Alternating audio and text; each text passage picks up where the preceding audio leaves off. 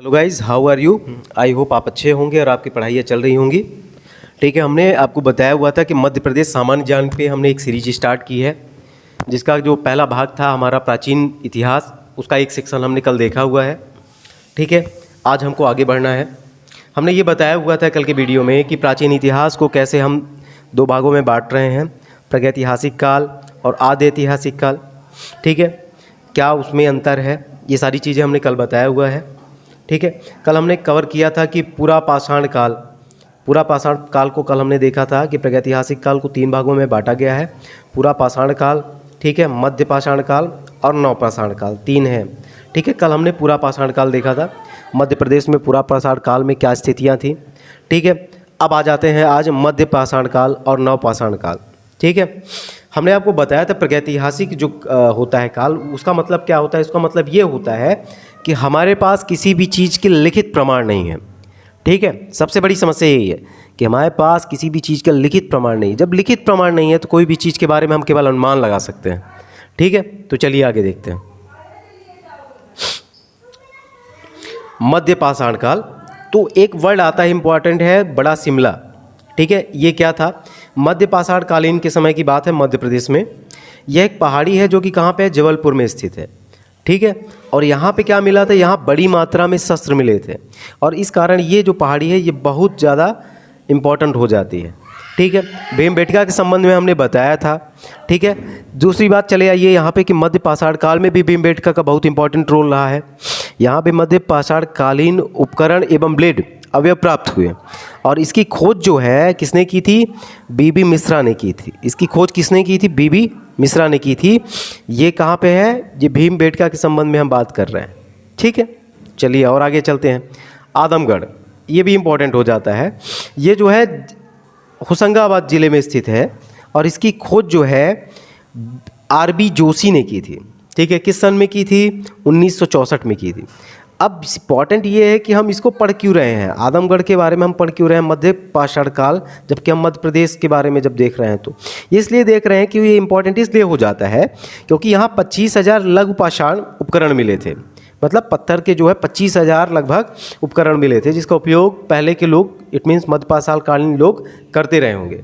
ठीक है, इसके साथ साथ बड़ी संख्या में, ठीक, बड़ी मात्रा में पालतू जानवरों की हड्डियां मिली थी। तो भैया क्वेश्चन तो ऐसा क्रिएट हो सकता है कि ठीक है कि आदमगढ़ के संबंध में कौन सा कथन सत्य है। कथन नंबर 1, यह होशंगाबाद जिले में स्थित है। कथन नंबर 2, इसकी खोज आरबी जोशी ने 1964 में की थी। कथन नंबर 3, यहाँ पे 25,000 लघु उपकरण मिले थे। कथन नंबर 4, ठीक है, यहाँ पर मानव की हड्डियाँ मिली थी। तो इसमें से कौन सा सही है, तो भैया इसमें से पहले 3 सही है। तो इन चीज़ों को बहुत डीपली पढ़ना आपको इसलिए आवश्यक हो जाता है। चलिए आगे चलते हैं। अब आगे हम नवपाषाण काल में मध्य प्रदेश के बारे में, ये जो बहुत शॉर्ट आप कह सकते हो, ठीक है, इसके बारे में जानकारी है और इसके बारे में क्वेश्चन आते हैं, इसलिए इस टॉपिक को हम लोग कवर करने का बहुत ज़्यादा प्रयास नहीं कर रहे हैं।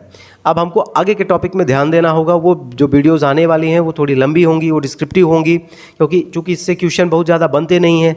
1-2 क्वेश्चन, कभी 3-4 एग्जाम के बाद कभी एक क्वेश्चन आ गया तो आ गया, वो भी धोखे से। तो इसलिए हम लोग इसको बहुत ज़्यादा बड़ा करके नहीं देख रहे हैं, केवल इंपॉर्टेंट फैक्ट देख रहे हैं। नवपाषाण काल की देख लेते हैं। तो नवपाषाण काल में क्या मिलता है, औजार सेंट कुल्हाड़ी मिलती है और बसुला मिलता है। ठीक है, बसुला का जानते होगे आप क्या है, कुल्हाड़ी भी जानते होगे। ये कहाँ मिलता है, ये देखिएगा, वो मिलता है सागर के एरण में और घाटी मोरीला में। ठीक है, जबलपुर के मुनई में। ठीक है, जबलपुर के मुनई में, ठीक है, कुंडम में और बुरचेका में। ठीक है, दमोह के हटा में मिल रहा है, होशंगाबाद में मिल रहा है। क्या मिल रहा है, सेंट और सेल्ट, कुल्हाड़ी और बसुला होशंगाबाद में मिल रहा है और छतरपुर के जतकारा में मिल रहा है। ठीक है, चलिए आगे आते हैं। इस युग की सबसे प्रमुख खोज क्या थी, नवपाषाण काल की सबसे प्रमुख खोज क्या थी। तो नवपाषाण काल की सबसे प्रमुख जो खोज थी वो थी पहिया। ध्यान रखिएगा, नवपाषाण काल की सबसे प्रमुख खोज क्या थी? वो थी पहिया। चलिए यह और आगे चलते हैं, देखते हैं कि इस युग में मनुष्य के जीवन निर्वाह की शैली कैसी थी। तो इस युग में मनुष्य के जीवन निर्वाह की शैली में परिवर्तन हो चुका था। कृषि, पशुपालन, वस्त्र निर्माण, मृदभांड निर्माण, ये सारी चीज़ों में जो मनुष्य था अपने आप को जोड़ लिया था। आपको ये बताना है कमेंट करके मृदभांड क्या होता है, इसके बारे में हमने इंडस वैली सिविलाइजेशन वाले पार्ट में पढ़ा हुआ है। ठीक है,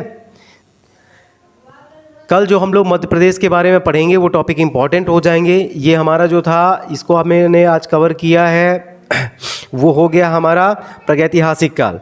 मध्य प्रदेश के बारे में प्रागैतिहासिक काल के बारे में एक संक्षिप्त विवरण जो था हमने देख लिया है वनडे के एग्ज़ाम के हिसाब से। ठीक है, और कल से जो हमारा वीडियो होगा वो थोड़ी डिस्क्रिप्टिव होगा। ठीक है, क्योंकि उससे क्वेश्चन मैक्सिमम पूछे जाते हैं। यहाँ तो बहुत नॉमिनल क्वेश्चन कभी कभार पूछ लिए गए तो पूछ लिए गए।